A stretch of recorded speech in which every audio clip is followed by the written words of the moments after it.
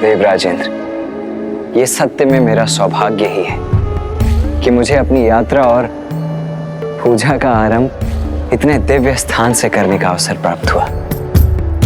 इसीलिए अब अविलंब मुझे अपनी पूजा करनी चाहिए। किंतु भ्राता, किंतु परंतु का समय नहीं है अभी गणेश। मुझे पूजा के लिए बेलपत्र और पुष्प भी एकत्रित करने हैं। भ्राता सुनिए तो। नहीं गणेश, अभी मैं कुछ भी नहीं सुनने वाला हूँ। सर्वप्रथम मैं अपना कर्तव्य पूर्ण करूंगा, उसके पश्चात ही तुमसे कोई बात करूंगा।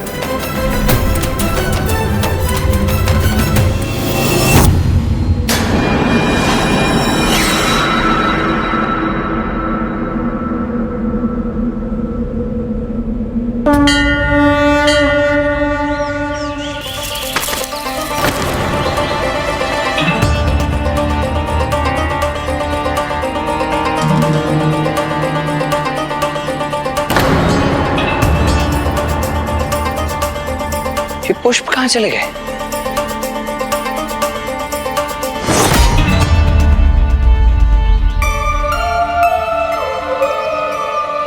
वहां बेलपत्र है, सर्वप्रथम वही ले लेता हूं।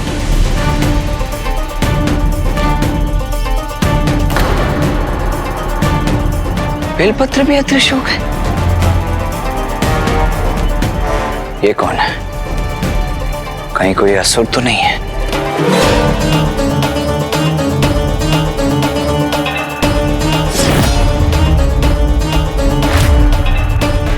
हो क्या रहा है? ये इसलिए हो रहा है भ्राता, क्योंकि आपने अधूरी कथा सुनी। पूरी कथा सुने बिना पूजा की सामग्री लेने चल दिए। अधूरी कथा अर्थात?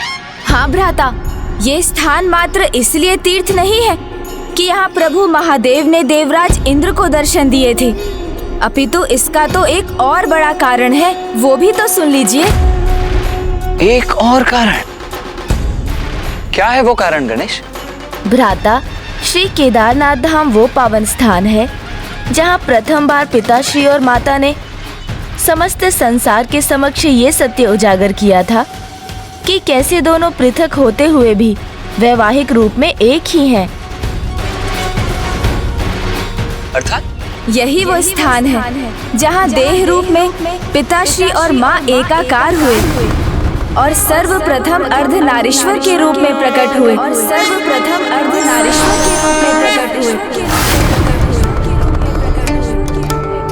प्रणाम प्रभु।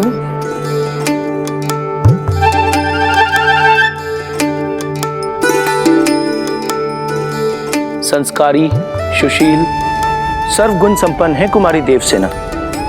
कैलाश को ऐसी एक योग्य पुत्रवधू की आवश्यकता है। माता, मेरा मन तो अधीर व्याकुल हुआ जा रहा है उन्हें यह बताने के लिए कि वही गणेश जी की होने वाली भाभी और माता आपकी पुत्रवधू हैं। मैं समझ सकती हूँ नंदी जी, किंतु अभी हमें थोड़ा धीरज रखना होगा। पुत्र कार्तिकेय ने अभी विवाह के लिए अपनी स्वीकृति नहीं दी है।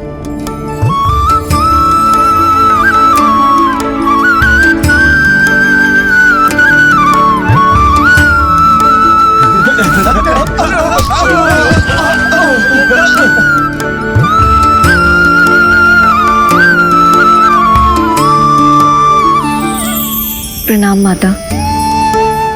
माता, मैंने अवश्य ही कोई महान पुण्य किए होंगे जो आपकी और जगत पिता महादेव की छत्र छाया में सुरक्षित रहने का अवसर प्राप्त हुआ। ये मेरा परम सौभाग्य है जो मुझे आपका स्नेह प्राप्त करने का अवसर मिला माँ। अरे अब तो तेलात्मी तत्लत आया और माता का आशीर्वाद आप पर सदैव रहेगा। तोतला जी, क्या क्या कह रहे हैं ये गण? अच्छा है कि तोतला जी को समझना बिल्कुल भी सरल नहीं। माता, ये क्या बोल रहे हैं और सभी मुझे इतनी उत्सुकता से क्यों देख रहे हैं? पुत्री, इनके कहने का अर्थ है कि कैलाश की छत्र छाया और मेरा स्नेह सदा तुम्हें प्राप्त होगा।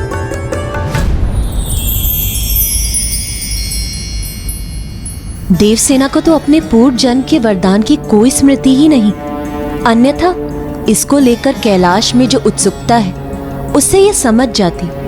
हम इसे अपने होने वाले पुत्र वधू के रूप में देख रहे हैं, किंतु इसके मन में भी कार्तिकेय के भांति विवाह को लेकर कहीं अनिच्छा तो नहीं?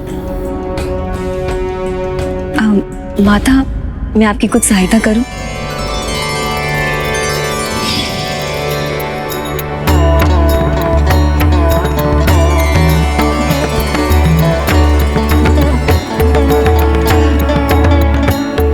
सीधे विवाह की चर्चा करना तो अनुचित होगा, किंतु कथा सुनाने के माध्यम से मैं विवाह के महत्व को अवश्य समझा सकती हूँ। कदाचित इसे अपने पूर्व जन्म के वरदान का स्मरण हो आए और ये विवाह के लिए अपना मन बना ले।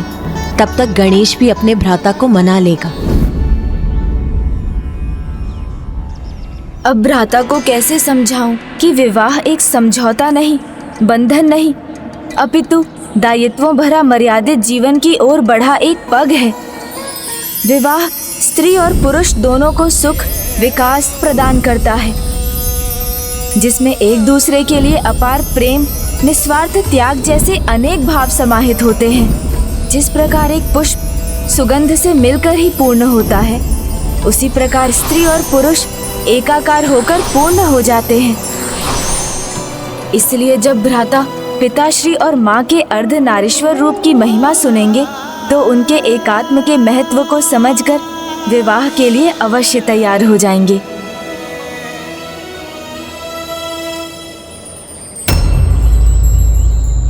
अब फिर किस विचार में डूब गए हो तुम गणेश? सुनाओ कथा, आगे सुनाओ। किस प्रकार पिताश्री और माँ ने अर्धनारीश्वर रूप धारण किया? अवश्य सुनाऊंगा भ्राता, किंतु सर्वप्रथम आपको मेरे एक प्रश्न का उत्तर देना होगा। पिताश्री और माँ दोनों में महानतम कौन है, श्रेष्ठ कौन है? माता, इस प्रश्न का उत्तर भला कोई कैसे दे सकता है? स्त्री और पुरुष एक ही तत्व के दो रूप हैं। इसीलिए एक ही तत्व के दो भागों में कौन श्रेष्ठ है, ये भला कोई कैसे कह सकता है? पिताश्री और माँ दोनों श्रेष्ठता के चरम हैं गणेश। तुम मुझे शब्दों में उलझा रहे हो।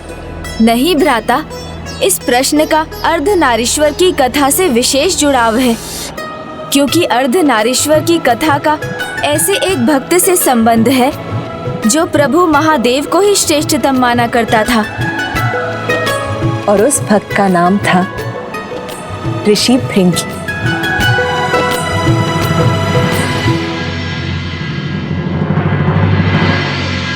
ओम नमः शिवाय।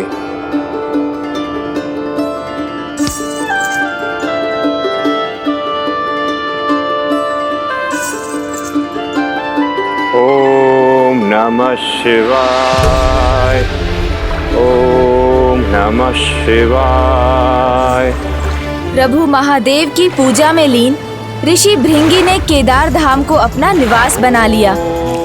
अपने आराध्य प्रभु शिव शंकर शंभू की आराधना और तपस्या करते करते ऋषि भृंगी भक्ति की उस पराकाष्ठा पर पहुंच गए कि प्रतिदिन भगवान को अपने भक्त को दर्शन देने के लिए आना पड़ता था। और ऋषि भृंगी प्रभु के दर्शन के साथ ही अपने नेत्र खोलते और उनका मंत्रोच्चारण भी प्रभु प्रदक्षिणा के बाद ही थमता। ओम नमः शिवाय। ओम नमः शिवाय। ओम नमः शिवाय।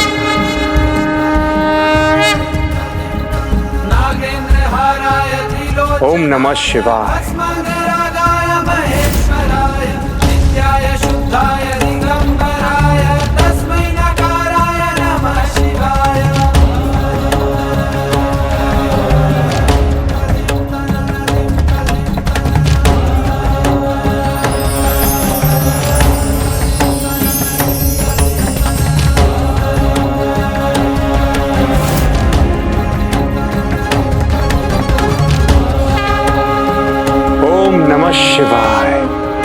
ऐसा कौन सा भक्त जिसे स्वामी स्वयं प्रतिदिन दर्शन देने जाते हैं? मुझे यह ज्ञात करने की उत्सुकता हुई, तो एक दिन मैं भी प्रभु के साथ केदारनाथ गई।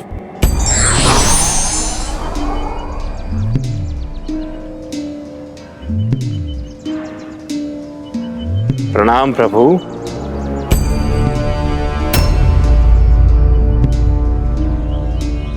ओम नमः शिवाय।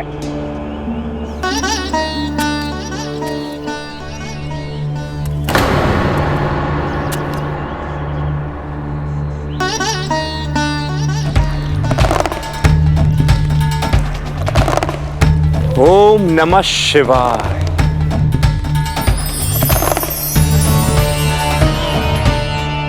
हे प्रभु, अपने इस भक्त की भक्ति स्वीकार करें प्रभु। ओम नमः शिवाय।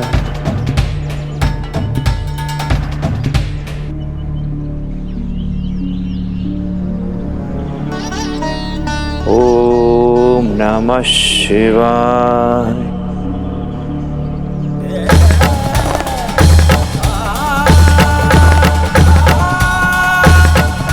प्रभु का इतना निष्ठावान भक्त है, ये ज्ञात कर मेरा मन अति आनंदित है। किंतु क्या इसे ज्ञात नहीं कि प्रभु और मैं तो अनभिन्न है?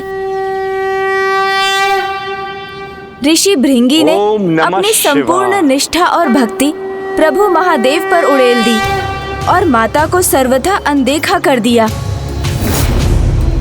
माता, आपके सामने होने पर भी वो आपको क्यों नहीं देख सके? मैं भी बहुत चकित थी, तो इसीलिए दूसरे दिन भी मैं प्रभु के साथ गई और प्रभु के और भी निकट स्थित रही। माता को लगा था ऐसा करने से ऋषि भृंगी उनकी भी प्रदक्षिणा करने पर विवश हो जाएंगे, किंतु एक विचित्र हठ था ऋषिवर का। ओम नमः शिवाय।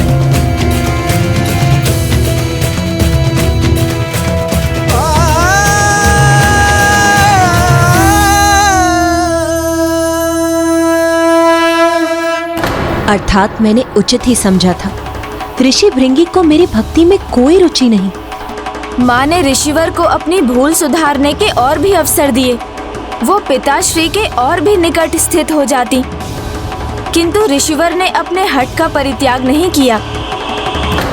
वो एकमात्र प्रभु महादेव की प्रदक्षिणा करने का कोई ना कोई उपाय ढूंढ ही लेते थे।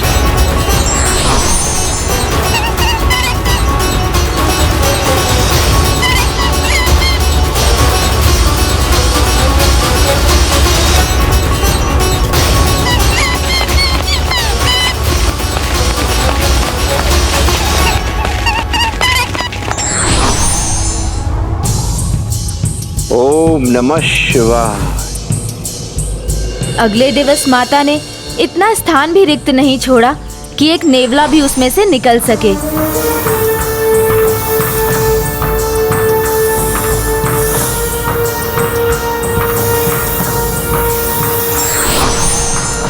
ओम नमः शिवाय।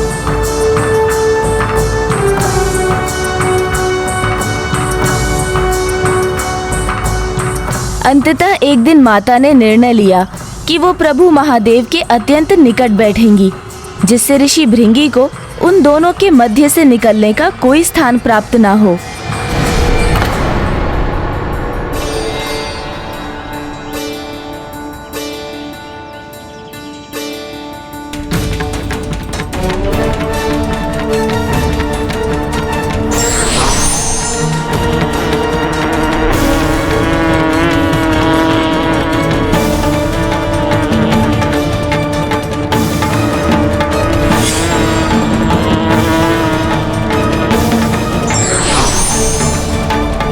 प्रभु भक्ति का ये अर्थ नहीं कि भक्त उनके अर्ध भाग को ही स्वीकार करे। ओम नमः शिवाय। ओम नमः शिवाय।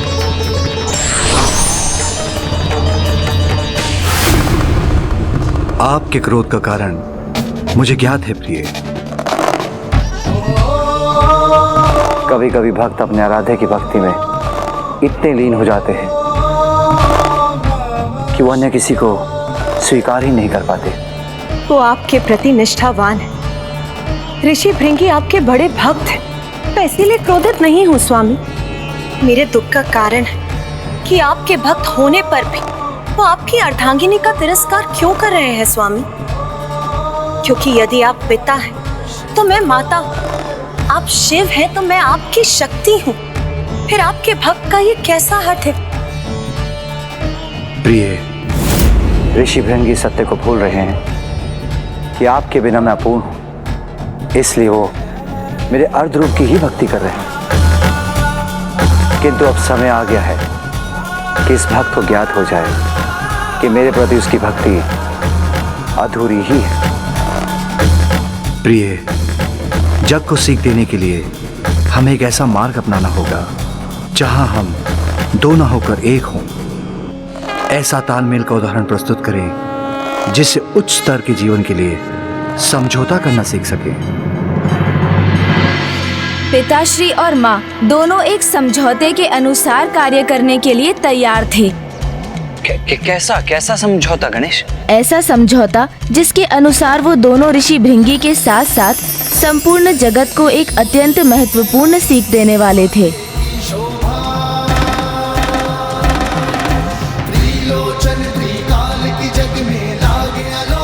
ओम नमः शिवाय। ओम नमः शिवाय। प्रभु,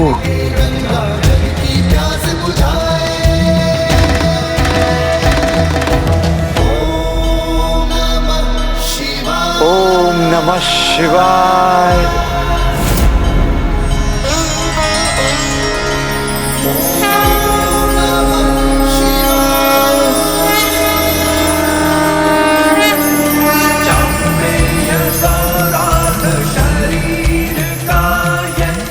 माँ और पिताश्री ने अपने अर्ध तनों का त्याग किया और संसार को प्रथम बार अपने अर्ध नारीश्वर स्वरूप का दर्शन दिया। ओम नमः शिवाय।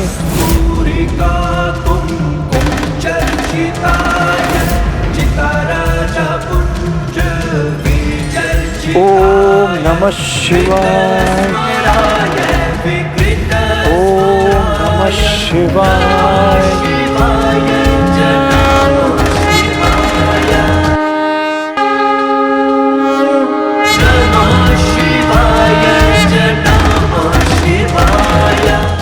कितना अपूर्व दिव्य दृश्य रहा होगा ना गणेश। माँ और पिताश्री के इस रूप के दर्शन प्राप्त करने का सौभाग्य तो मैं भी प्राप्त करना चाहूंगा। दर्शन ही क्यों भ्राता, आप स्वयं भी विवाह के पश्चात ऐसे बन सकते हैं।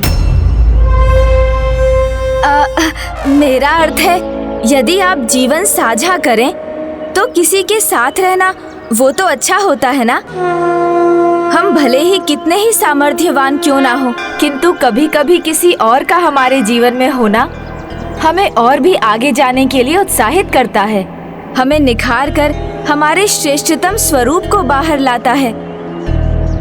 जैसे माँ और पिताश्री का ये महान महिमामयी अर्ध नारीश्वर स्वरूप।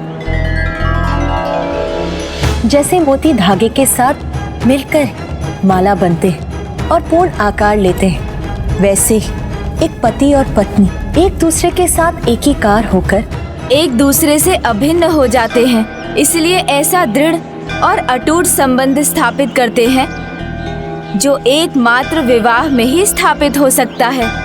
फिर तो श्री अर्धनारीश्वर के रूप के दर्शन पाकर ऋषि भृंगी भी समझ गए होंगे कि पति पत्नी एक दूसरे से विलग होकर भी एक दूसरे के भाग होते। नहीं भ्राता, ऋषि भृंगी तो अभी भी ये समझने में असमर्थ थे, क्योंकि उनका अर्थ ज्ञान और उनका हठ अभी भी उन पर हावी था।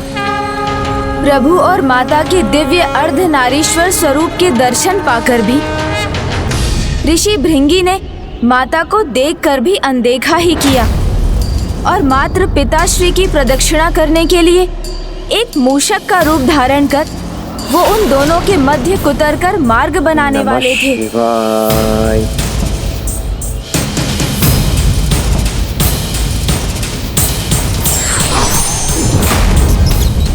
माता को ऋषि की भावना का आभास हुआ तो उनका क्रोध चरम सीमा पर पहुंच गया।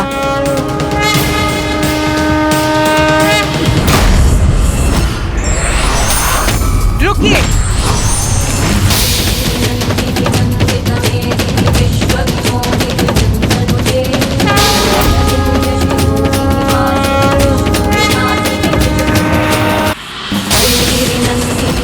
के लिए भक्त भी पुत्र समान ही होते हैं। इसलिए यदि पुत्र कोई भूल करता है तो उसे सुधारना भी भगवान का ही कार्य होता है। उसी प्रकार भक्त की अज्ञानता को दूर कर उसे उचित मार्ग पर लाना भी भगवान का ही कार्य है। अब आपको समझाने का एक ही उपाय है, इसलिए अब मैं तुम्हें श्राप देती हूँ। तुम्हें अपने आराध्य के पुरुष तत्व में ही आस्था है ना? तुम्हारे तन से तुम्हारा रक्त, तुम्हारी मांसपेशियां जो तुम्हारे स्त्री तत्व से उत्पन्न हुई हैं, वो इसी क्षण लुप्त हो जाएं, जिससे तुम्हें तुम्हारे आराध्य की पूर्णता का आभास हो सके। माता,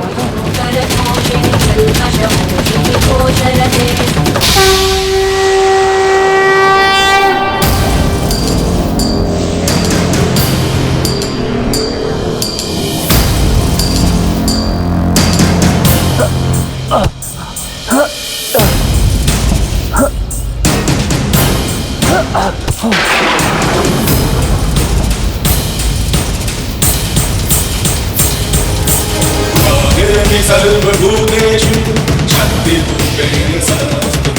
नमस्तस्यै नमस्तस्यै नमस्तस्यै नमो नमः।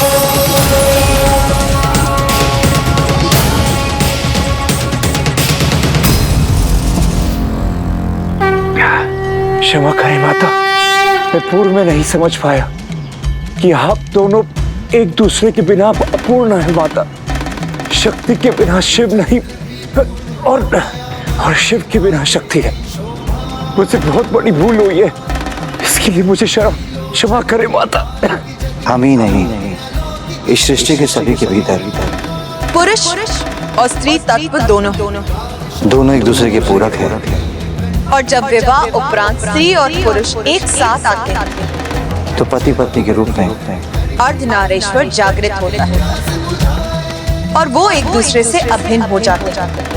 इसमें दाहिने हाथ पर पुरुष और बाईने हाथ पर स्त्री तत्व होता है, जिसमें से एक का भी ना होना उन्हें अपूर्ण कर देता है। अज्ञानतावश आपके इस भक्त से बहुत बड़ी भूल हुई है। मैं आपको नहीं, अपने आराध्य प्रभु महादेव के अर्धभाग को अपमानित करने का अपराध किया है माता। क्षमा करे माता, क्षमा करे माता, क्षमा करे।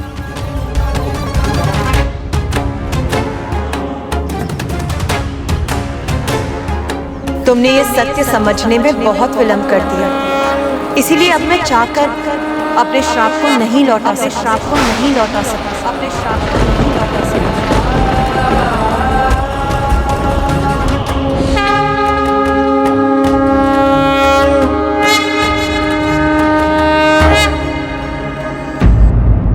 क्षमा करे माता, क्षमा करे माता, क्षमा करे।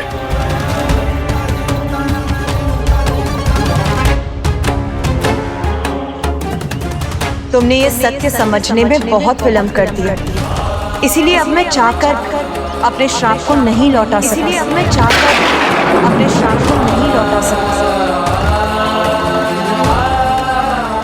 किंतु तुम महादेव के श्रेष्ठतम भक्त हो, इसीलिए मैं तुम्हारे श्राप के प्रभाव को कम करने का प्रयास अवश्य करूंगा।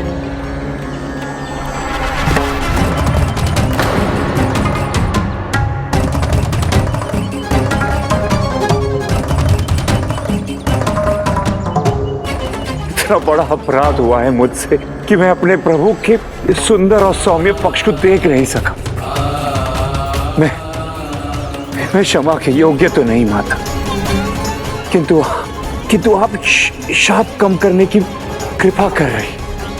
दंड मुझे मिलना चाहिए माता, किंतु आप मेरा शाप कम करे, मैं इसका इच्छुक नहीं। मैं तो बस इतना चाहता हूँ माता कि जिस प्रकार मैं प्रभु की प्रदक्षिणा कर अपनी पूजा करता आया, उसी प्रकार मैं आप दोनों प्रदक्षिणा कर सकूं। तथास्तु, तथास्तु।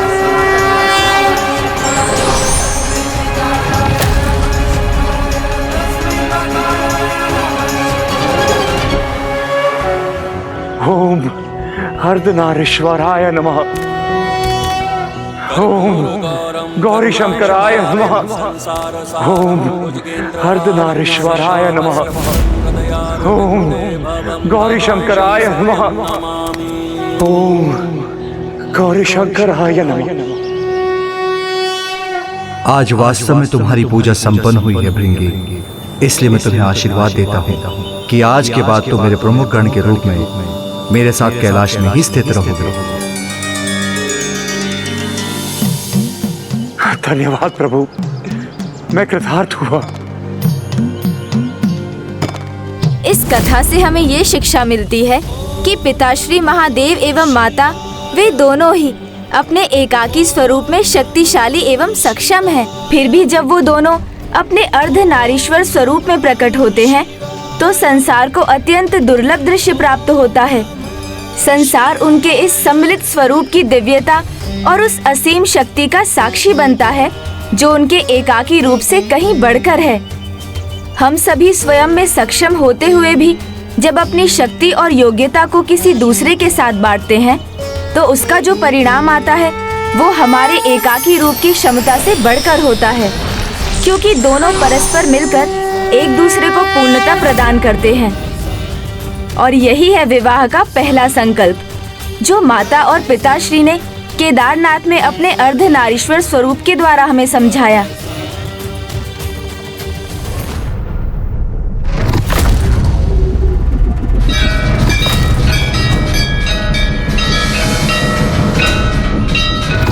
मयूरन भाखड़, ये क्या हो रहा है?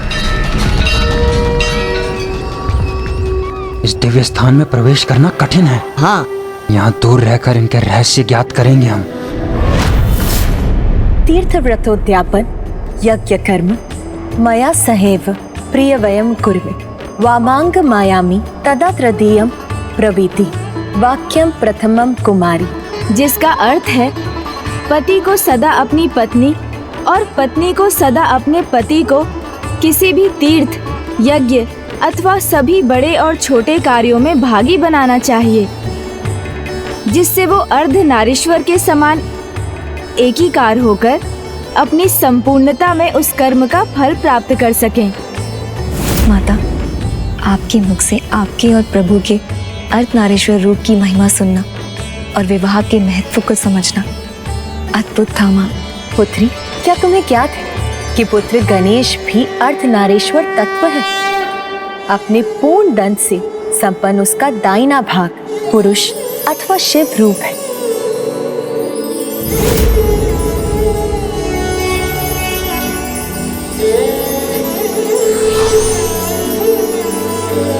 माता, आपके छोटे पुत्र गणेश जी की यह महिमा जानकर हम अत्यंत आनंदित हैं, किंतु आपके बड़े पुत्र देव सेनापति कुमार कार्तिकेय जी?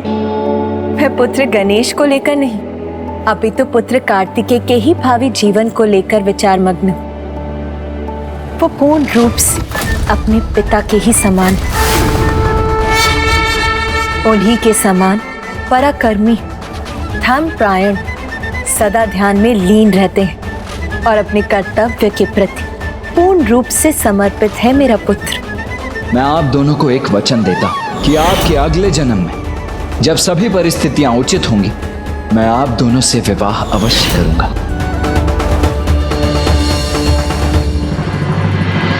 भ्राता, किस विचार में डूब गए?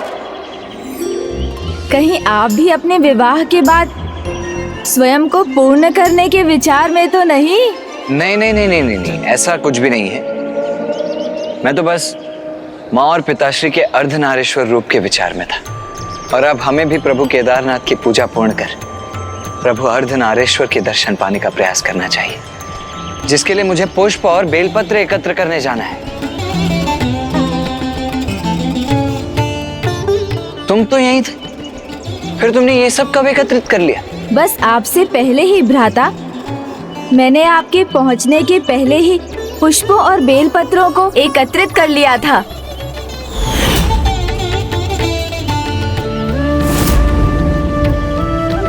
बेलपत्र भी अदृश्य हो गए?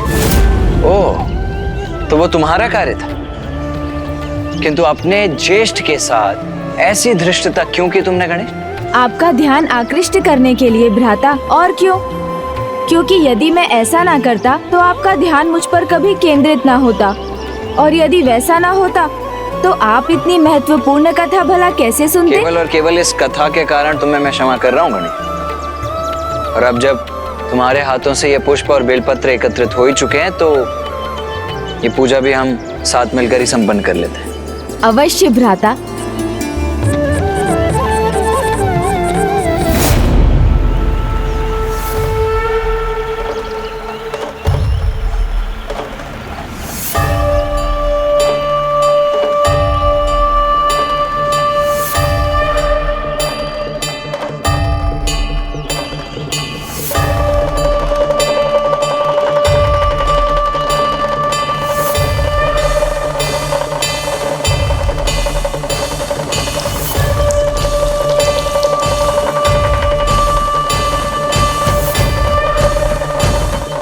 हे प्रभु गौरी शंकर, कृपा कर हमें भी अपने भव्य अर्धनारीश्वर रूप में दर्शन प्रदान करें।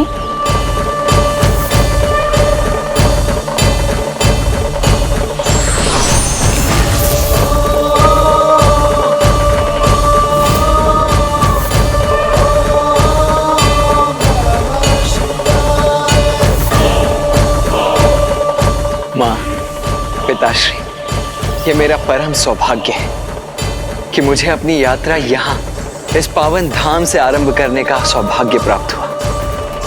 और इस पावन धाम पर आप दोनों के इस रूप के दर्शन पाकर मैं धन्य हो गया हूँ।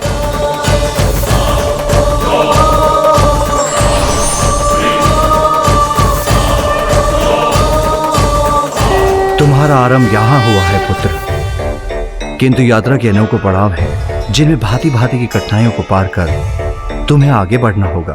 तभी तुम उन शक्तियों को प्राप्त कर सकोगे जिनसे सूरपद्मन का वध संभव होगा। किंतु तुम्हें आगे कैसे बढ़ना है इसका ज्ञान तुम्हें यात्रा के अगले चरण पर ही होगा। तुम्हारी यात्रा का अगला पड़ाव है काशी, जहाँ काशी में तुम्हें मेरे विश्वनाथ रूप और तुम्हारी माता के मणिकर्णिका रूप के दर्शन प्राप्त होंगे, जिससे तुम्हें उनके स्वरूप और उनके तत्व का परिचय प्राप्त होगा। और पुत्र, मेरे देवी मणिकर्णिका स्वरूप से तुम्हें वो प्राप्त होगा जिससे तुम पशुपतास्त्र प्राप्त कर सकोगे।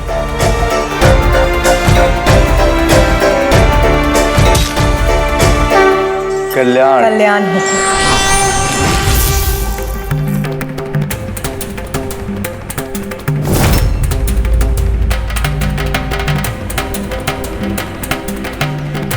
प्रभु केदारनाथ के शुभ दर्शन पाकर अब जब हम सभी इतने उत्साहित हैं, तो सेनापति बीरबाहु सेना को यात्रा के अगले पड़ाव काशी की ओर जाने के लिए तैयार कीजिए।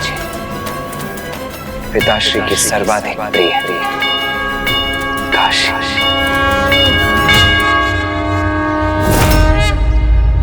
मूषक जी, शीघ्रता कीजिए, भ्राता ने हमें उनका पीछा करने से मना किया है, इसलिए हमें उनसे पहले काशी पहुंचना है। चलिए, फिर तो वो नहीं कह पाएंगे कि क्या नहीं कह पाऊंगा मैं? और अब तुम ये कहाँ जाने के लिए तैयार हो रहे हो? भ्राता, ये असुर यहाँ क्या कर रहे हैं? कहीं ये हमारा भेद ज्ञात करने तो नहीं आए? देखो अनुज गणेश, तुमने इस तीर्थ की कथा सुनाकर इसका महत्व बताया, इसके लिए बहुत बहुत धन्यवाद। किंतु इसका अर्थ ये मत समझना कि तुम मेरे साथ इस यात्रा में आगे बढ़ सकते हो। भ्राता नहीं अनुज गणेश, जब तक तुम मेरे समक्ष वो भेद उजागर नहीं करते जो तुमने मुझसे छिपाया है, तुम मेरे साथ काशी नहीं चल सकते। प्रभु, आप सत्य कह ही दीजिए। जब विवाह के बारे में इतना कुछ कहा है आपने, तो बता दीजिए ना क्या भैया के विवाह। शांत रहिए मूषक जी। क्यों शांत रहिए? मूषक जी, आप खुलकर बताइए। कुछ नहीं भ्राता, आप तो मूषक जी से परिचित हैं, कुछ भी ऐसे ही। अब ऐसे हो या वैसे, किंतु एक बात तो निश्चित है कि तुम मुझसे कुछ तो अवश्य छिपा रहे हो, इसीलिए तुम मेरे साथ आगे नहीं जाओगे। भ्राता,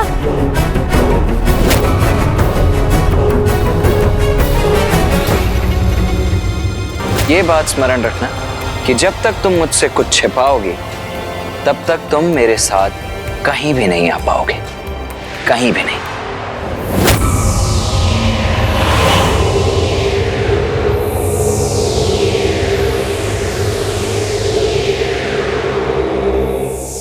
स्मरण रखना कि जब तक तुम मुझसे कुछ छिपाओगे तब तक तुम मेरे साथ कहीं भी नहीं आ पाओगे। बालक हैं ये, बालकों की भांति एक दूसरे से विवाद कर रहे हैं। महासुरसुरा पद्म को मुझे इनकी गुप्तचरी करने के लिए नहीं, इसका अंत करने के लिए भेजना चाहिए था। मेरा आदेश सुना ना तुमने अनुज? तुम मेरे साथ कहीं नहीं आओगे। किंतु भ्राता, कहीं नहीं। प्रभु, आपने भ्राता के साथ चलने का तनिक भी हट नहीं किया। नहीं आऊंगा भ्राता, क्योंकि मुझे यहाँ एक अन्य कार्य संपन्न करना है। माता मणिकर्णिका से एक महत्वपूर्ण आशीष पाने जा रहे हैं भ्राता। उनके मार्ग में ये बाधा बने, मुझे स्वीकार नहीं। ये दुष्ट यहाँ सुरा पद्मन का भेदिया बनकर आया अवश्य है, किंतु ये जाएगा हमारा सेवक बनकर। तो प्रभु, इसकी योजना भी आपने सोच ही ली होगी।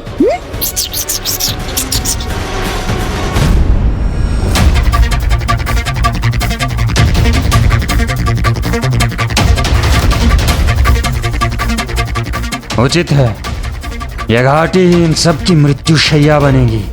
एक ही बार में कथा समाप्त। कथा थी, समाप्त होगी।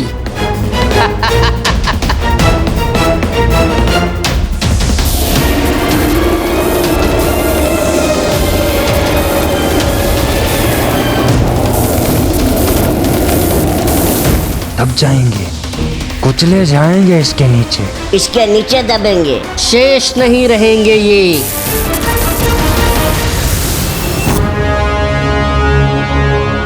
ये क्या हुआ? ये कण जिन पर मेरा बाखन का नियंत्रण था, ये बिखर कैसे गए? पुनः प्रयास करता हूँ।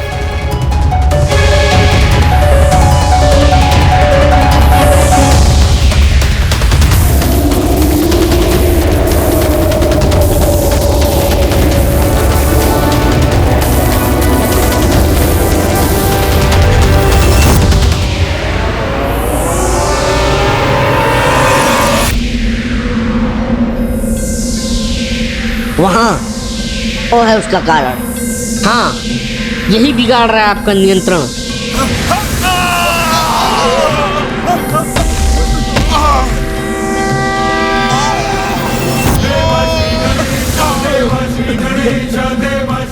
इतनी शक्ति, ये कैसे संभव है? आपका सेवक हूँ, किंतु कदाचित भूल तो आपसे हो रही है। ये बालक नहीं, कहीं उससे अधिक है।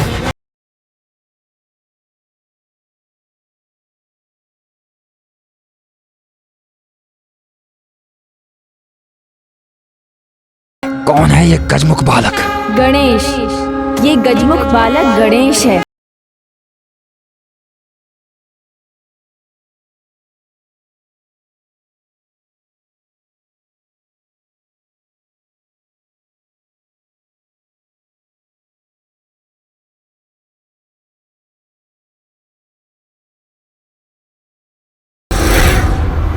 मैं सबके विचार पढ़ता हूँ और इसने तो मेरे विचार पढ़ लिए। अद्भुत शक्ति का स्वामी है, मुझे सतर्क रहना होगा। अवश्य सतर्क तो होना ही चाहिए, किंतु तुम चिंता मत करो, मैं हूँ ना तुम्हारे साथ। तुमने सेना पर हमारा आक्रमण रोका, हमें आहत किया, और अब कह रहे हो कि हमारे साथ हो। हाँ, तुम समझे नहीं, किंतु तुम्हें तिनके के समान पछाड़कर तुम्हारी रक्षा की है मैंने, क्योंकि यदि मैं तुम्हें नहीं रोकता तो मेरे अग्रज के सामने पहुंच जाते तुम, और उनकी शक्ति का तो तुम अनुमान भी नहीं लगा सकते। मैंने तो अपनी श्वास से तुम्हें पीछे भेजा, किंतु उनकी तो दृष्टि के सामने भी नहीं टिक पाते तुम। ओह, तुम तो शत्रु हो, तुम्हारा विश्वास क्यों करें हम? मत करो विश्वास, तुम्हारी इच्छा है। पर इतना जान लो कि भ्राता कार्तिकेय ही वो महायोद्धा हैं जिन्होंने अपने एक ही बार से क्रौंच पर्वत के साथ तुम्हारे बलशाली योद्धा गजमुखन का भी अंत किया था। वो इतने शक्तिशाली हैं कि उनके भय से मैं स्वयं उनके साथ नहीं जा रहा हूँ। हाँ, ये तो सुना था मैंने। उसने बहुत कठोर शब्दों में तुम्हें उससे दूर रहने को कहा था। और तुम उनका अंत करना चाहते थे? क्यों? उनका अंत करने का प्रयास करने ही आए थे ना तुम? हाँ।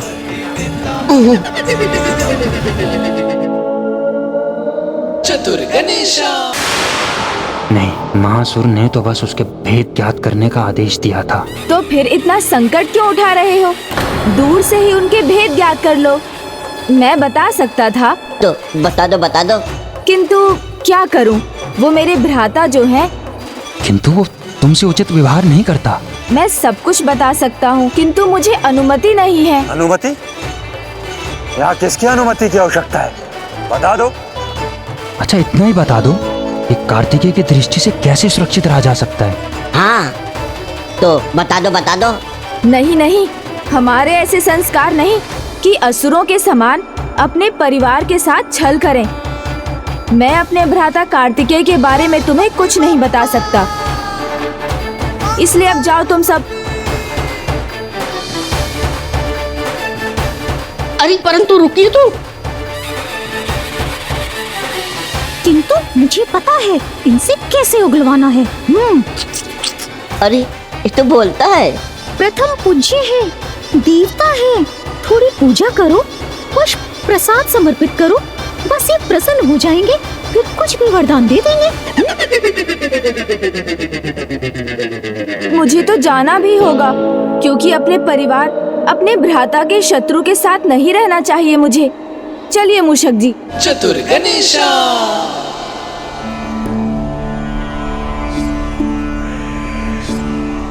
पूजा कीजिए।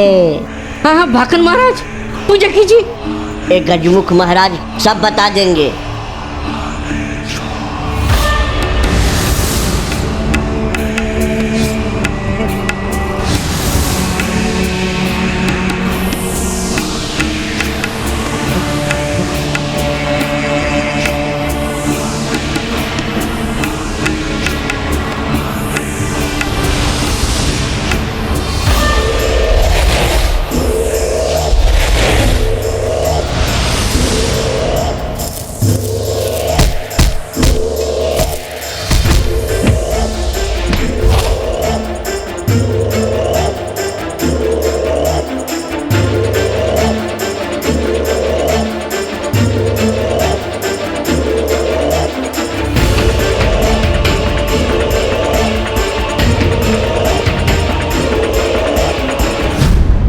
अब देखिए मूषक जी, कैसे हमारी योजना सफल होती है।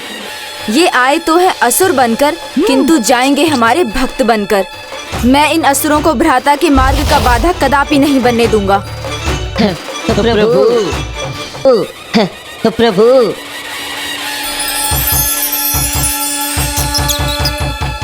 हे विघ्नहर्ता गणेश जी, आप प्रथम पूज्य हैं, तुम महानतम देवता है, हमें अपनी पूजा की अनुमति दीजिए।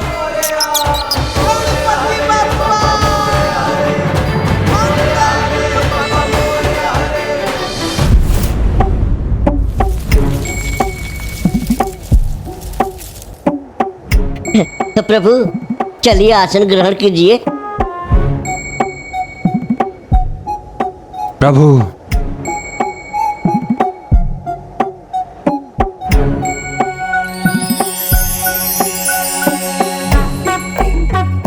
ओम श्री विघ्नहर्ता गणेशाय नमः।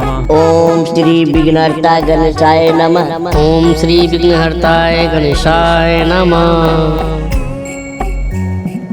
ओम श्री विघ्नहर्ता गणेशाय। देवता से पहले उनके वाहन को प्रसन्न करना चाहिए, इतना भी नहीं समझते?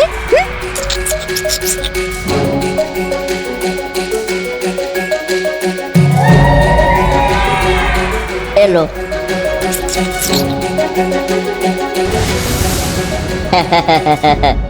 आप भी प्रसन्न हो जाइए। ओम श्री विघ्नहर्ता गणेशाय नमः।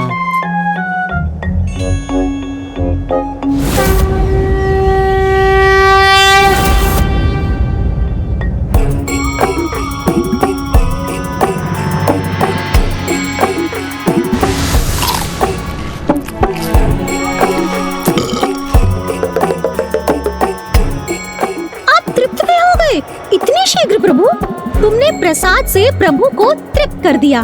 प्रभु प्रसन्न हुए।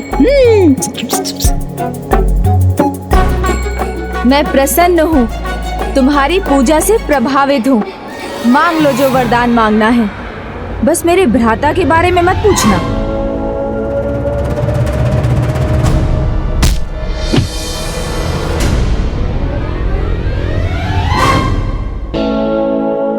नहीं नहीं प्रभु, आपकी पूजा की, इतनी सेवा की, अब आपको हमें इतना वरदान तो देना ही होगा। देना ही होगा वरदान। हाँ, आपके भ्राता कार्तिकेय के सभी गुप्त रहस्य आपको बताने ही होंगे प्रभु। ओहो, मैं कुछ कहना तो नहीं चाहता था, पर तुमने विवश कर दिया मुझे। भ्राता काशी गए हैं, जहाँ माता मणिकर्णिका से उन्हें वो प्राप्त होगा जिससे वो असुर राज सुरापद्मन का वध कर सकेंगे।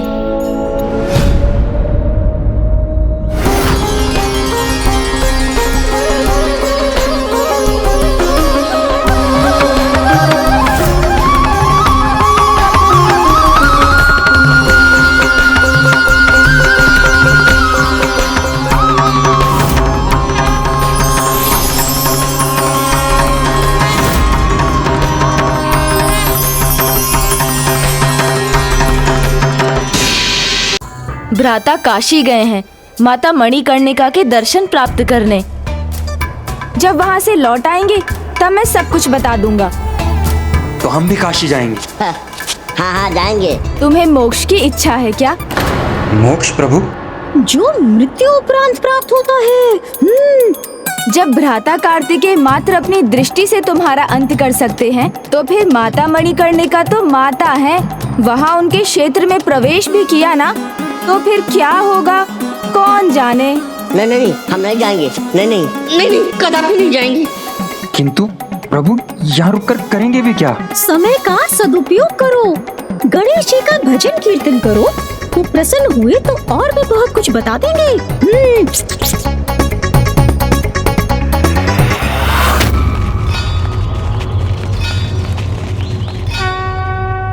भ्राता तो अब काशी पहुँचने वाले हैं, मुझे शीघ्र जाना चाहिए। स्वामी, इनका भजन कीजिए, कीर्तन कीजिए।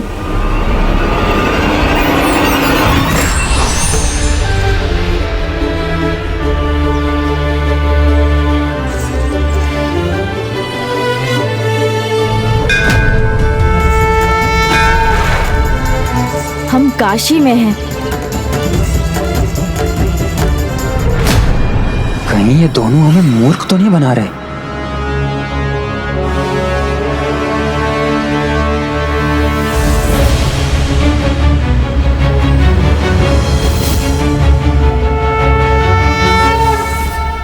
दिव्य काशी नगर में प्रवेश से पूर्व काशी के रक्षक प्रभु काल भैरव के दर्शन ही नहीं, उनकी अनुमति भी आवश्यक है।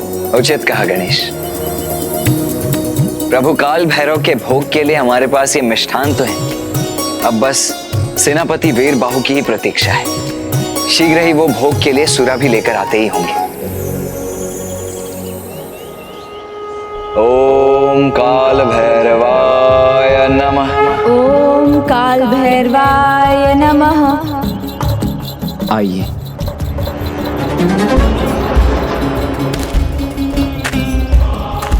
सेनापति वीर बाहु, मुझे काल भैरव के भोग के लिए सुरा यहाँ कहीं प्राप्त न हो सका। यदि बाबा काल भैरव प्रसन्न हो तो देव सेनापति कुमार कार्तिकेय की आगे की यात्रा संभव कैसे होगी? हे बाबा काल भैरव, कृपा कीजिए कि भ्राता कार्तिकेय अपनी यात्रा संपन्न कर सके। कोई बात नहीं सेनापति वीर बाहु, आइए। हम आगे बढ़ते हैं।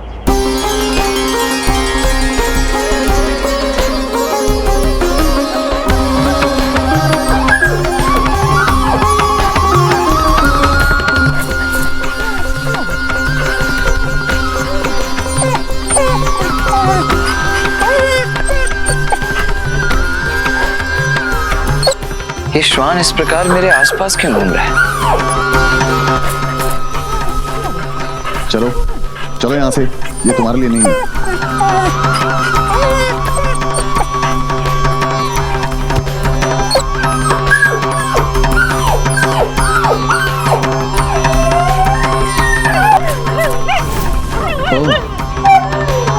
तो ये श्वान मेरे हाथ से प्रसाद लेना चाह रहा है।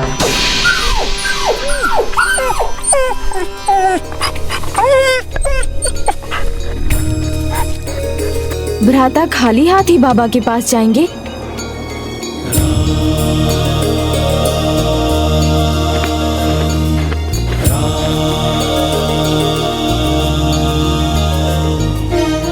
सुरा प्राप्त हुई नहीं और प्रसाद ये भूखा श्वान खा गया।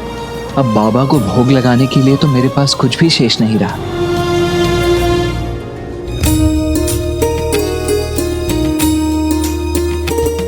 आइए देव।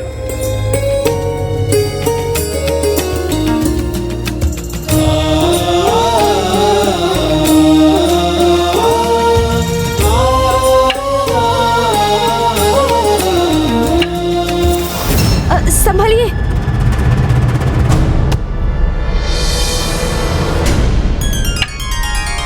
पहले वो काला श्वान और अभी अघोरी बाबा कहाँ से प्रकट हुए?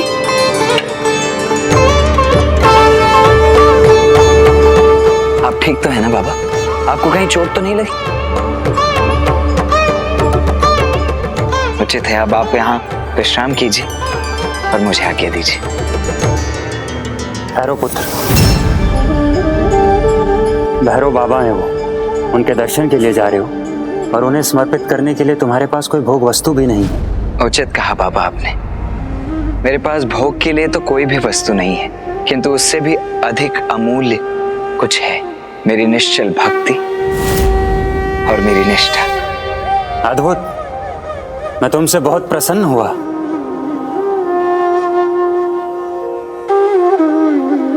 ये लो। नहीं नहीं बाबा, मैं ये आपसे कैसे ले सकता हूं? मैं ये नहीं ले पाऊंगा। ले लो, मेरी आवश्यकता से अधिक है। तुमने श्वान की भूख मिटाई, मेरी सहायता की, तो तुम मुझसे भी कुछ प्राप्त करने के योग्य हो। ले लो।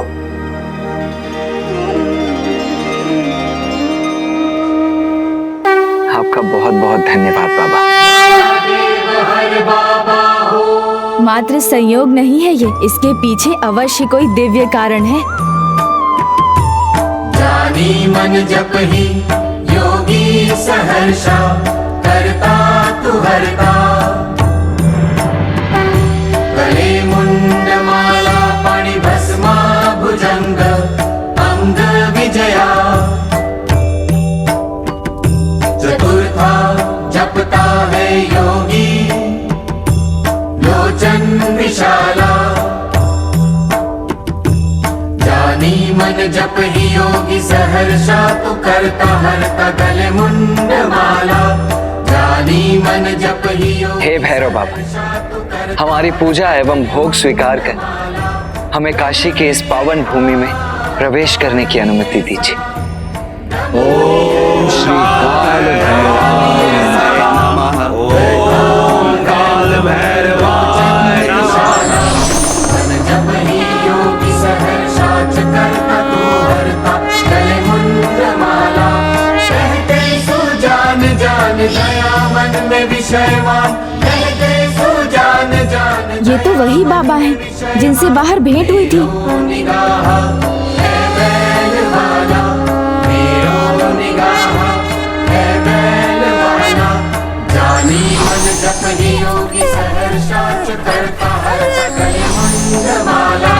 मुझे आभास तो था कि वो दिव्य श्वान अघोरी बाबा आप ही थे प्रभु, स्वयं हमारी सहायता के लिए प्रकट हुए थे। हे बाबा, क्या ये हमारी परीक्षा थी?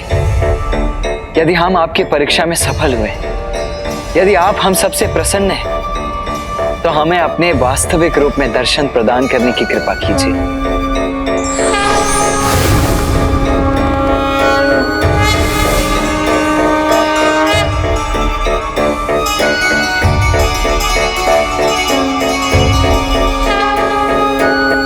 प्रणाम प्रभु।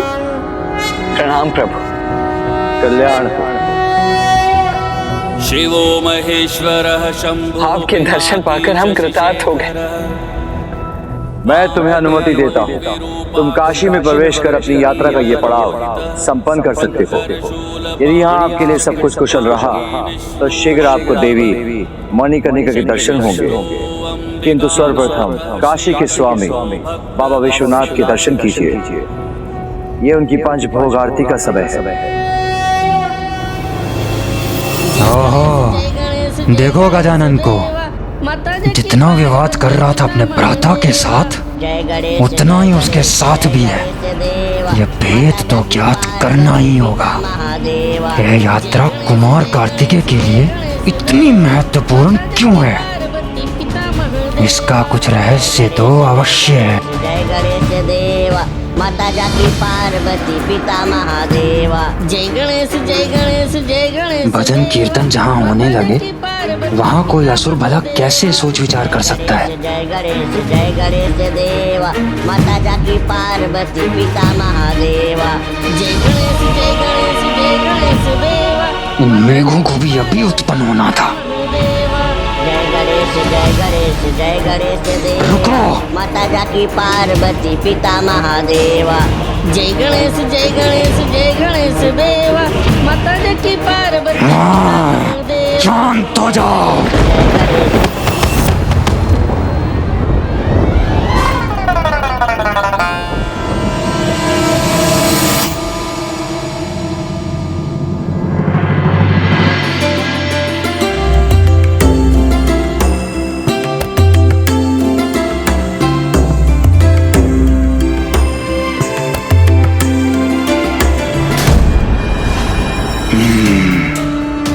मेरा संदेह उचित ही था।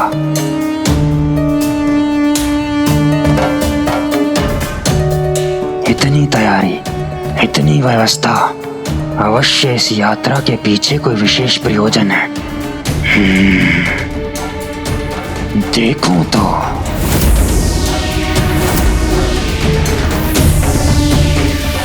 सावधान सावधान सावधान करना पड़ा ना हमें। ये स्मरण कराने के लिए कि गणेश जी ने क्या कहा था काशी को लेकर के। जब भ्राता कार्तिकेय मात्र अपनी दृष्टि से तुम्हारा अंत कर सकते हैं, तो फिर माता मणिकर्णिका तो माता है, वहाँ उनके क्षेत्र में प्रवेश भी किया ना, तो फिर क्या होगा कौन जाने। और ये भी कैसे भूल जाए? क्या किया था उन्होंने हमारे साथ।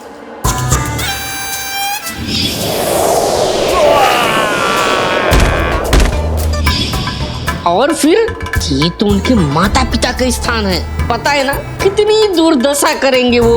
तो क्या हाथ पर हाथ धरे बैठे रहे?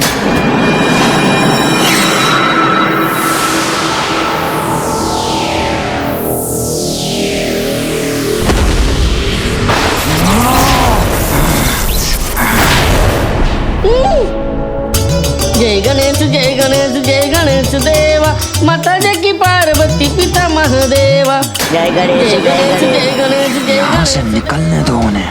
कि तब वो गजानन हमारे साथ नहीं रहा तो देखना, जो मैं करूँगा उसकी वो कल्पना भी नहीं कर सकते।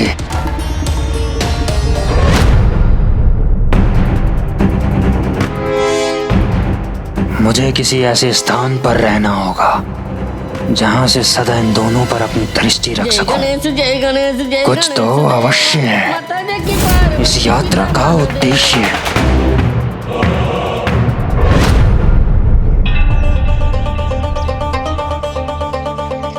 भ्राता, बाबा विश्वनाथ की पूजा के लिए 5 तत्व आवश्यक हैं: दूध, घृत, मधु, दही और गन्ने का रस प्रभु के भोग के लिए।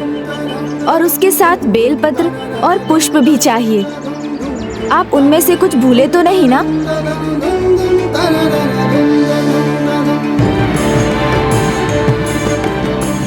नहीं गणेश, मैं कुछ भी नहीं भूला हूं। पूजा के लिए जो कुछ अनिवार्य है वो सब कुछ ले चुका हूं और अब बस केवल प्रभु दर्शन पाना चाहता हूं। भज बाबा विश्वनाथ, भज बाबा विश्वनाथ, भज बाबा विश्वनाथ, भज बाबा, भज बाबा विभूषित वामभागम् नारायण प्रियमनंग मदापहारम् वाराणसी पुरपतिं भज विश्वनाथम् गंगातरंगरमणीय जटाकलापम् गौरी निरंतर विभूषित वामभागम् नारायण प्रियमनंग मदापहारम् वाराणसी पुरपतिं भज विश्वनाथम् गंगातरंगरमणीय जटाकलापम् गौरी निरंतर विभूषित वामभागम् नारायण प्रियमनंग मदापहारम् वाराणसी पुरपतिं भज विश्वनाथम् गंगातरंगरमणीय जटाकलापम् गौरी निरंतर विभूषित वामभागम् नारायण प्रियमनंग मदापहारम्